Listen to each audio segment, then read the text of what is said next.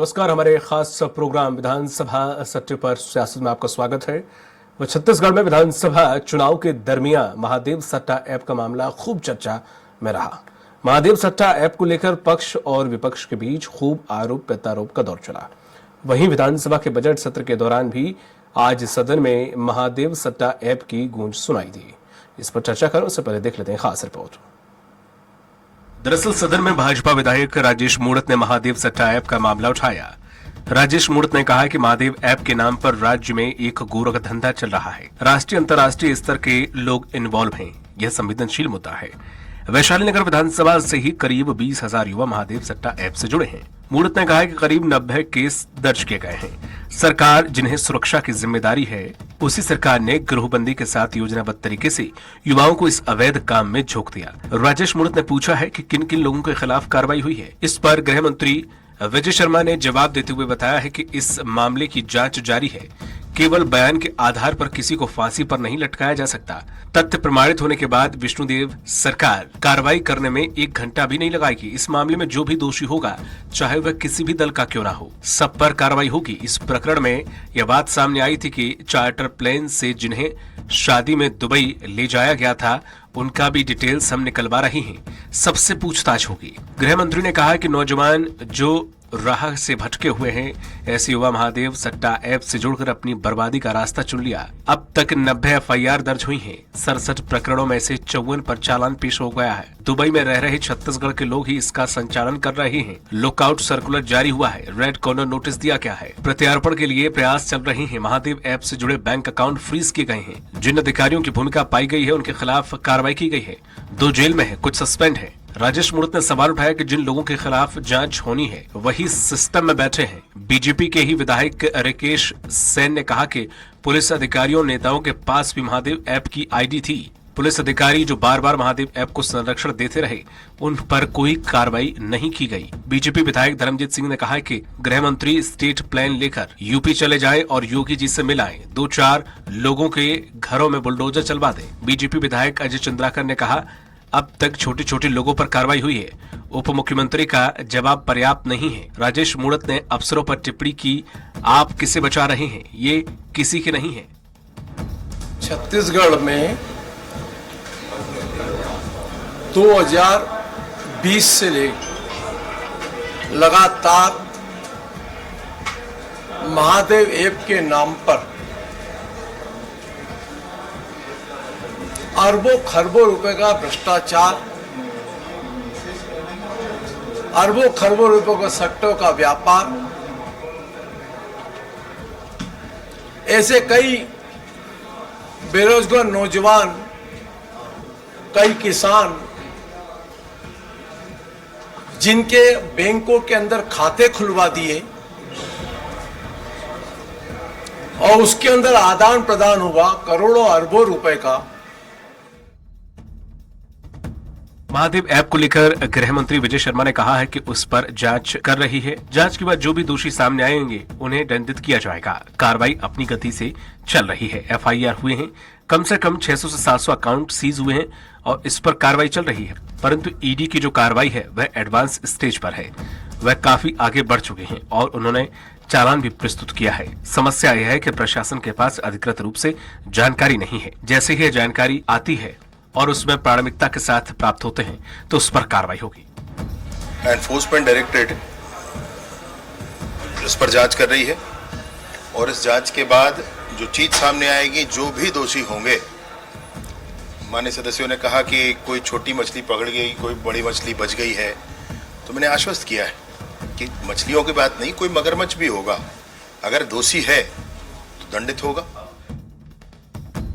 महादेव सट्टा ऐप को लेकर कांग्रेस विधायक ने कहा कि उप मुख्यमंत्री ने बयान दिया है, जो निष्पक्ष जांच करने की हमारी सरकार ने निष्पक्ष काम किया है। पिछली सरकार के महादेव ऐप में संलिप्त के आरोप पर कहा कि इसमें जांच हुई है। जो भी हो, उन पर निष्पक्ष जांच होनी चाहिए। मैं नहीं मानती कि हमारी सरकार में ऐसा हुआ होगा। इसका जो मुख्यमंत्री में बयान दिया, जांच कराए, निष्पक्ष है। हमारे पूर्व सरकार में ऐसा कोई भी ऐसा बात नहीं हुआ था जिसमें घिरे।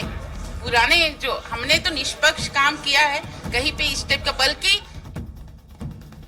बहरहाल महादेव सट्टा ऐप मामले को लेकर सत्ता दल के विधायक अपनी ही सरकार को सदन में घेरते नजर आए। वहीं कांग्रेस का कहना है कि कांग्रेस शासनकाल में महादेव सट्टा ऐप से जुड़े लोगों के ऊपर पूरी कार्रवाई हुई है।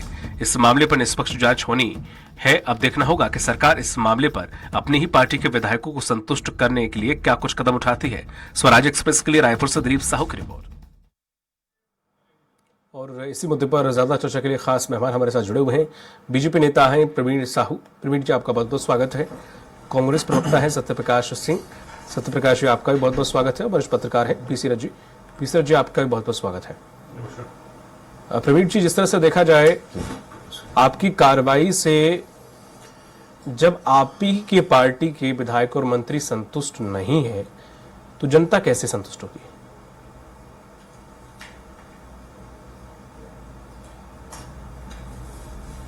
देखिए, सबसे पहले मैं भारत माता की जय कहूंगा। जय श्री कृष्ण। आपके समाचार चैनल की सभी देशों को नमस्कार। आदरणीय कांग्रेस के प्रवक्ता पीसी रथ जी, आप सबको भी नमस्कार। देखिए, यही लोकतंत्र का मंदिर है जहां पर ऐसी कार्रवाई की उम्मीद भारतीय जनता पार्टी के नेताओं के माध्यम से हो जाती है। जिस पर हमारे वर्तमान में 54 विधायक हैं और यदि हमारे विधायक अगर हम निश्चित रूप से ऐसी कार्रवाई कर प्रश्न उठा रहे तो निश्चित रूप से प्रशंसा के पात्र है। क्योंकि देखिए, पिछली सरकार के माध्यम से संरक्षण ऐसे लोगों को मिल रहा था जिनके संरक्षण के बलबूते एक सामान्य जूस बेचने वाला व्यक्ति आज अरबों खरबों का महादेव सट्टा ऐप का संचालन कर रहा था। लेकिन ये भारतीय जनता पार्टी के लगातार अनवरत प्रयासों के माध्यम से निश्चित रूप से इस विषय पर हमने प्रकाश डाला और उस पर ईडी ने कार्रवाई की। इन्हीं कार्रवाई के चलते लगातार उन पर ईडी कार्रवाई कर रही है और 67 में से 54 प्रकरण पर चालान प्रस्तुत हो चुके हैं। तो निश्चित रूप से हम सचेतक की भूमिका निभा रहे हैं और देखिए, हमारे प्रत्येक विधायक जो है वो अपनी भूमिका को समझते हैं। देखिए, चाहे हम विपक्ष में हो चाहे हम सत्ता पक्ष में हो, जनता के विषय को हम उठा रहे हैं और यदि लगता है कि किसी और कार्रवाई में कमी है तो हमारे विधायक, चाहे वो मंत्री के दायित्व में हो या हमारे विधायक की भूमिका के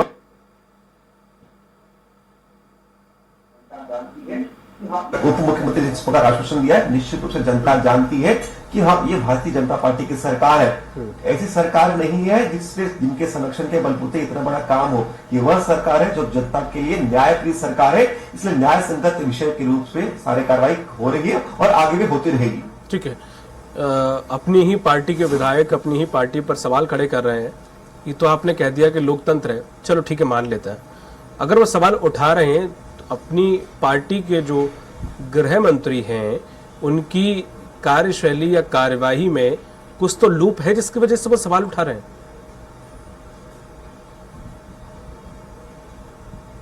देखिए आदरणीय दीपक जी, मैं कहूंगा कि कोई लूप होल नहीं है। हमारी सरकार को बने हुए बमुश्किल 1.5 महीना हुआ है, तो निश्चित रूप से इस अल्प समय में जिस प्रकार कार्रवाई हो रही है वो अभूतपूर्व है। लेकिन जैसे मैंने कहा कि ये लोकतंत्र की मंदिर है और ये भारतीय जनता पार्टी की नीति है कि हम लगातार day 1 से हम काम कर रहे हैं। और आदरणीय गृह मंत्री जिस प्रकार कहा कि तालाब में चाहे मछली हो चाहे मगरमच्छ जो इस कार्रवाई में संलिप्त होगा, प्रत्येक व्यक्ति पर कार्रवाई होगी। हमारी सरकार को तो बने हुए 1.5 महीना हुआ है। मैं इनसे पूछता हूं कि पिछले 5 वर्षों में आपने ऐसा क्या संरक्षण कर दिया कि जिनके माध्यम से सामान्य जूस बेचने वाला व्यक्ति इतना बड़ा सट्टा का ऐप का संचालन करता बन गया। निश्चित रूप से जनता जानती है कि इस ऐप को बनवाने वाले और संचालन करने वाले परोक्ष रूप से कांग्रेस के लोग ही हैं, जिनके संरक्षण में व्यक्ति जो है काम करता रहा और जब उसकी चोरी पकड़ाने की बारी आई तो वो दुबई भाग गया। लेकिन आप चाहे दुबई भाग जाए या दुनिया के किसी भी कोने में रहे, ये भारतीय जनता पार्टी की सरकार है जिसके माध्यम से आप कोई भी गलत काम करेंगे तो आपको दुनिया से किसी भी कोने से पकड़ कर लाया जाएगा और आपको यथा उचित आप पर कार्रवाई होगी। तो जनता जानती है और जनता आश्वस्त भी है कि सभी पर कार्रवाई होगी। अब वो क्या जवाब देंगे? तो विपक्ष में बैठे हैं, दूसरा वो आरोपी भी आपने उन्हें बना दिया है। अब एक आरोपी से आप सवाल कैसे कर सकते हैं? दोनों ही चीज आप एक ही आदमी से कैसे कर रहे हैं? खैर, वो आपने पूछा है, अगर जवाब देना चाहे तो आप पहले जवाब दे दें। देखिए सत्यप्रकाश जी, उसके बाद मेरा सवाल।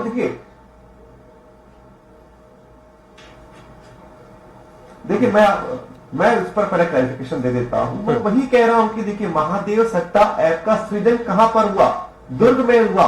किसका क्षेत्र आता है जनता जानती है। किसके राज्य में ये जो है ऐप और जो निश्चित रूप से प्रदेश का पूरे विश्व में फैला, जनता जानती है किसके संरक्षण में। मैं पूछ लेता हूं, आप भी जानते हैं कि यदि सरकारी संरक्षण ना हो तो इस तरीके से अवैध काम नहीं हो सकता। पूछ लेता हूं सत्यप्रकाश जी से। वो तो आरोप आप लगा सकते, मैं नहीं लगा सकता सर यहां से बैठ के। सत्यप्रकाश जी। जी देखिए दीपक जी, पहले तो मैं साधुवाद दूंगा माननीय मुख्यमंत्री विजय शर्मा जी ने उन्होंने बोला निष्पक्ष जांच होगी, और उन्होंने सीधे तौर पर बोला कि किसी के बयान पे किसी को फांसी पे नहीं लटका सकते। तो ये निष्पक्ष जांच हो, अच्छी बात है, हम खुद चाहते हैं कि निष्पक्ष जांच हो, दूध का दूध पानी का पानी हो, और ये वैसी जांच नहीं होनी चाहिए जो ईडी करती है कि हमारी पार्टी में आ जाए तो ये हो जाएगा, कागज घूम जाएंगे, वैसी वाली जांच नहीं होनी चाहिए, निष्पक्ष जांच हो, हम भी चाहते हैं। तो देखिए प्रश्न ये नहीं है, जैसे ये बोल रहे हैं कि यहाँ पे महादेव सट्टा ऐप के जो संचालक उन्होंने यहाँ पे जिस सट्टा ऐप बनाया उसका दुबई भाग गए। बनारस में बहुत बड़ा कांड होता है, बीजेपी के नेता लोग दोषी पाए जाते हैं बलात्कार का आरोप, तो इसका मतलब क्या बोला जाए कि मोदी जी ने उनको संरक्षण दिया था। मुद्दा ये नहीं है कि संरक्षण किसने दिया किसने दिया, मुद्दा ये कि उस पर कार्रवाई हुई कि नहीं हुई। देखिए हमारी सरकार जब बनी हमने उस पर कार्रवाई की, 90 से ज्यादा, जैसे आज माननीय उप मुख्यमंत्री जी ने खुद विधानसभा बताया 90 से ज्यादा एफआईआर दर्ज हुई है किसकी सरकार कार्यकाल में, जैसे उनके उप मुख्यमंत्री जी खुद विधानसभा में आज बोले। तो ये हमारी सरकार ने करके दिखाया, लगभग 100 से ज्यादा लोग गिरफ्तारियां हुई।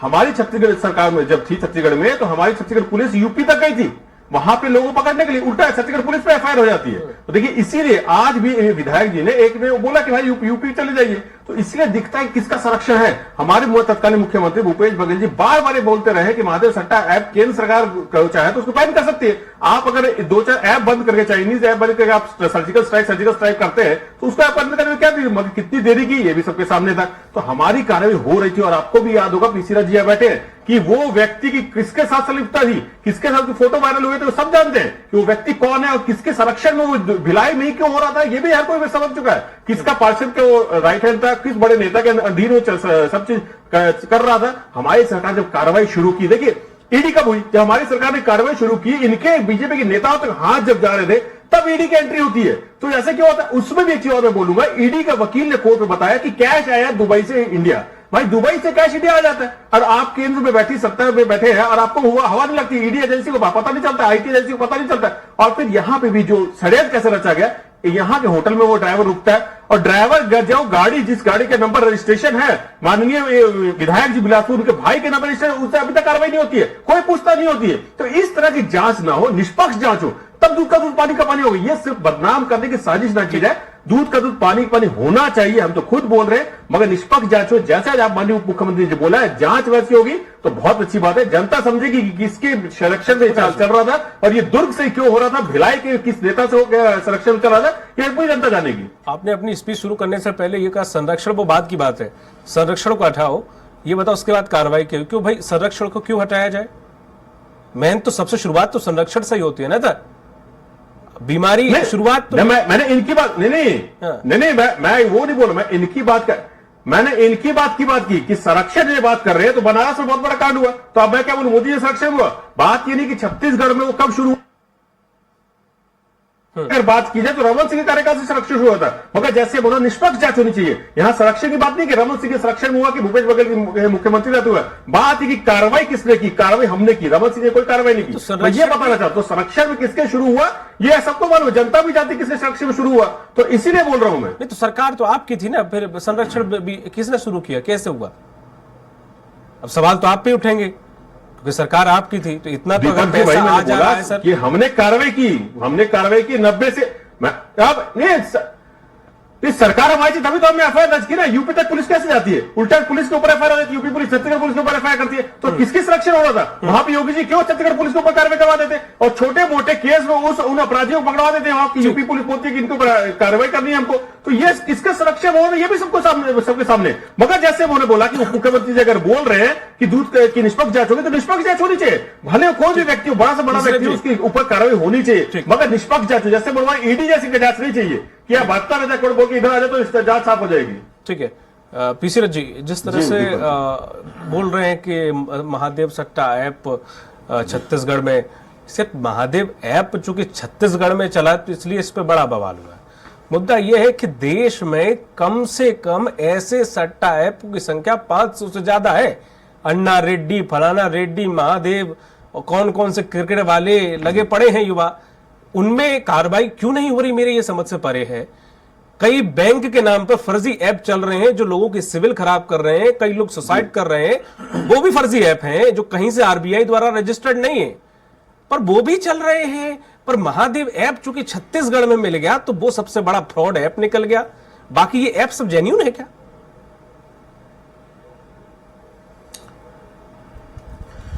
जी देखिए, आईटी पे आधारित जिस तरह से लेन देन, आर्थिक लेन देन और सारी चीजें हो गई हैं, उसके बाद एक बाढ़ सी आ गई है इस तरह से आईटी फ्रॉड करने के तरीकों की। और उसमें सट्टा जो अपने आप में पहले से ही एक किस्म से आम जनता के बीच में उनको ठगने का एक जो जरिया बन पड़ा था, उसको लेकर के महादेव ऐप के बारे में ये कहा जाता है कि महादेव ऐप छत्तीसगढ़ के लोगों ने इंस्टॉल किया, छत्तीसगढ़ के लोगों ने उसको एक अंतर्राष्ट्रीय लेवल पर किया और इतना ज्यादा किया कि वर्ल्ड लेवल पे कई ऐसे देश हैं, पाकिस्तान वगैरह के लोगों ने भी उससे अपना जुड़े और उसके बाद वो टेरर फंडिंग के लिए भी उसका इस्तेमाल हुआ, या टेरर फंडिंग करने वाले ग्रुपों के बीच में वो महादेव ऐप के संचालकों का आना जाना बढ़ा। इस तरह से उसको देखा गया उस नजरिए से, इसलिए उसको ज्यादा हाइप मिली। और छत्तीसगढ़ की सत्ता कांग्रेस की थी, कांग्रेस के समय में ये ऐप ज्यादा चालू जरूर वो डॉक्टर रमन सिंह के जमाने से हुआ, लेकिन महादेव ऐप को एक जो ऊंचाइयां मिली वो कांग्रेस की सरकार के समय में मिली। तो उस तरह से उसको लेकर आरोप लगते रहे।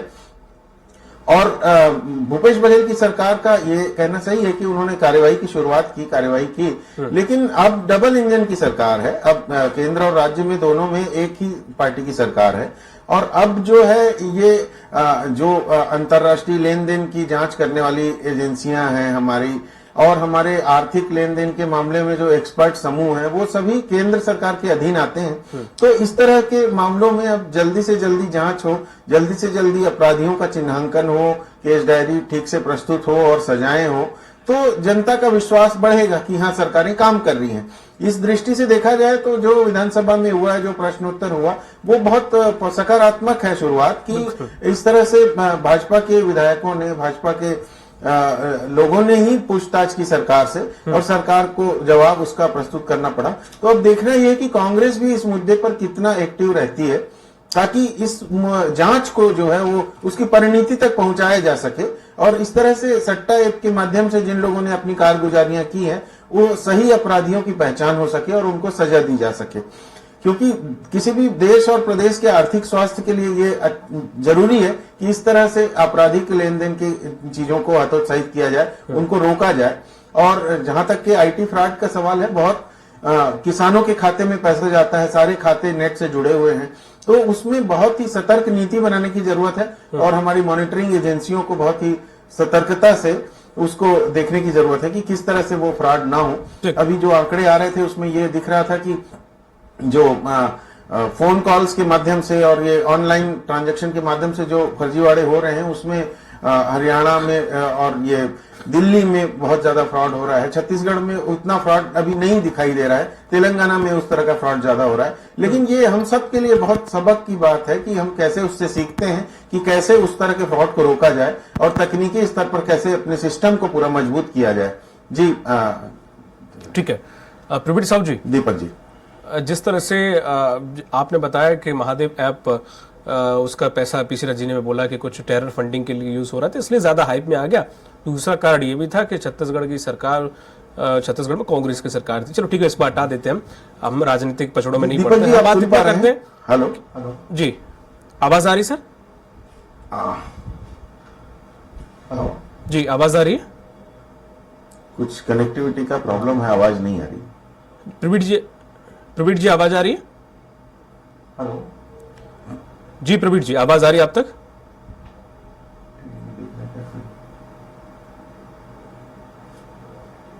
प्रवीण जी, आप तक आवाज पहुंच पा रही है?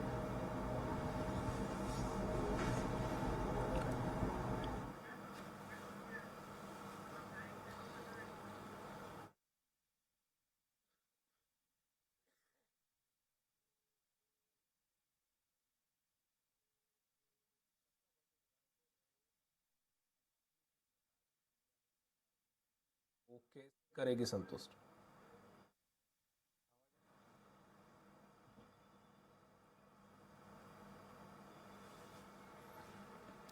और जिस तरह से सत्ता पक्ष के खुद के विधायकों ने सरकार से सवाल खड़े किए हैं, तो इसे कई लोग पॉजिटिव वे में ले रहे, तो कई लोग सवाल भी खड़े कर रहे हैं।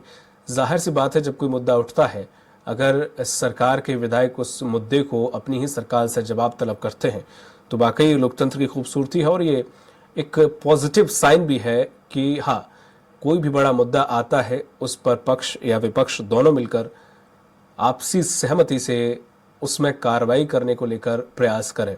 और यही हमने देखा है कि बीजेपी की कई विधायकों ने अपनी ही सरकार के गृह मंत्री से सवाल खड़े किए हैं कि अब तक मछलियों पर कार्रवाई हुई है, मगरमच्छों पर कार्रवाई कब होगी। तो इस पर गृह मंत्री ने भी साफ कहा है कि ईडी अपनी जांच पूरी कर ले, कुछ साक्ष्य मिले हैं, कुछ पर काम चल रहा है और जैसे ही प्रमाण मिलते हैं और कार्रवाई होगी। जाहिर सी बात है कि इस पूरे मामले पर जांच चल रही है और जांच जैसे ही पूरी होती है सरकार 1 मिनट भी नहीं लगाएगी, ये गृह मंत्री ने साफ कहा है।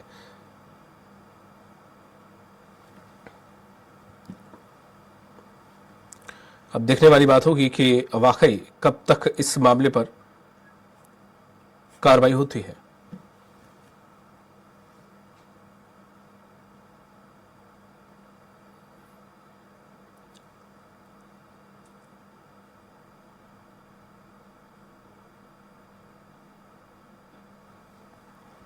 आपको बताते चले कि आज विधानसभा में इस महादेव ऐप ने काफी ज्यादा हंगामा देखने को मिला।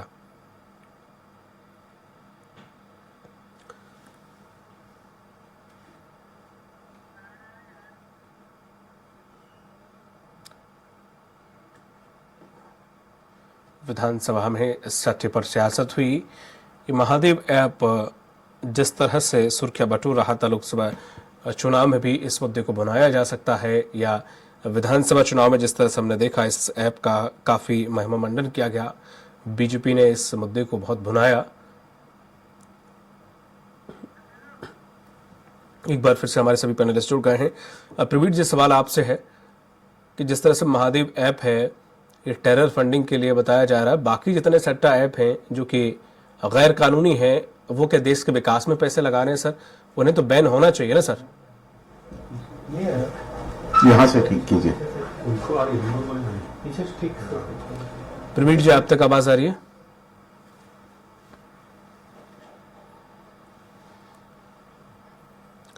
और आपको बताते चले कि लगातार हमारे पैनलिस्ट हमारे साथ बने हुए हैं।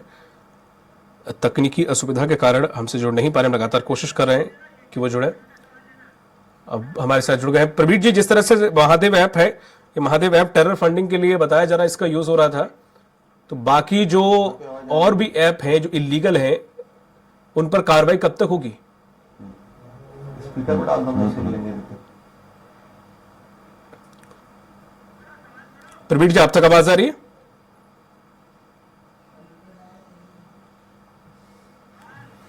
प्रवीण जी, प्रवीण जी,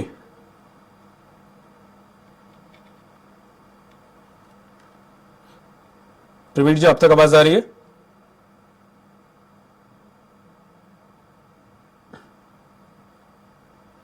उस बॉक्स में आ रही है आवाज।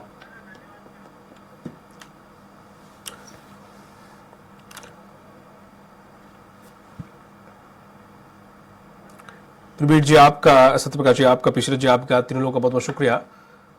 तो जिस तरह से, हालांकि असुविधा टेक्निकल इशू के कारण हम उनसे नहीं जुड़ पाए, लेकिन जिस तरह से हंगामा हुआ, अब देखने वाली बात यह होगी कि आखिर कब तक इस महादेव ऐप पर कार्रवाई होती है और जिन मगरमच्छों का जिक्र किया है वो मगरमच्छ कौन से हैं और कब तक गिरफ्तार होते हैं, ये देखने वाली बात होगी। मुझे दीजिए इजाजत, नमस्कार।